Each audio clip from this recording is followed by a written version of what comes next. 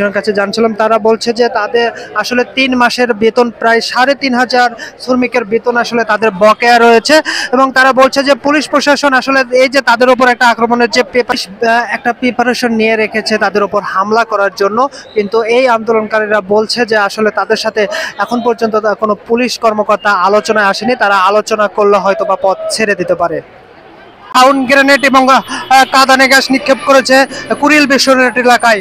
সেই দুপুর থেকে কিন্তু শ্রমিকরা এখানে কিন্তু আসলে বন্ধ করে রেখেছিল রাস্তা।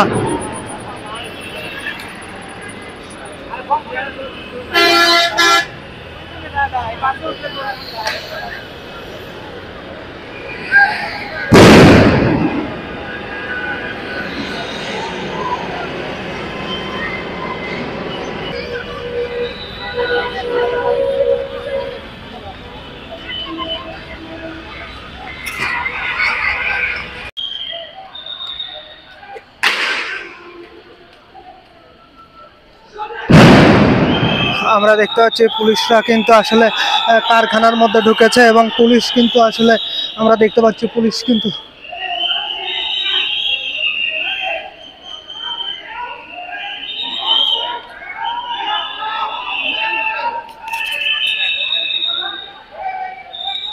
শ্রমিকরা কিন্তু আসলে তারা হচ্ছে কারখানার ভিতর ঢুকেছে এবং কিন্তু পুলিশ কিন্তু আসলে তাদের ছত্রভঙ্গ করে দিয়েছে।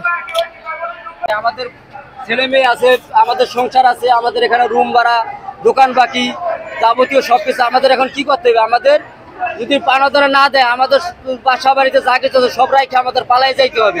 পালাই যাইতে হলে তো এখানে দোকানদার আছে, তাদেরও তো সন্তান আছে, তারাও তো আমাদের এই টাকা নিয়ে তাদের ফ্যামিলি চালায়। এখন পুলিশ প্রশাসন এবং সেনাবাহিনী আমাদের হামলা চালাচ্ছে। আমাদের পানাদানা, আমাদের 10 জন আছে কুর্মিটাল হসপিটাল ভর্তি, টিয়ার সেল গ্যাস এবং গুলি। মালিক পালাইছে, মালিক এখন নাই, মালিক বাইরে আছে।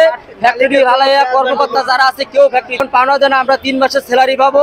আর আমাদের যে মালিক পালাই গেছে, আমাদের এখানে 3 মাস 13 দিন আছে, আমাদের ছুটির পয়সা পানাদানা আছে।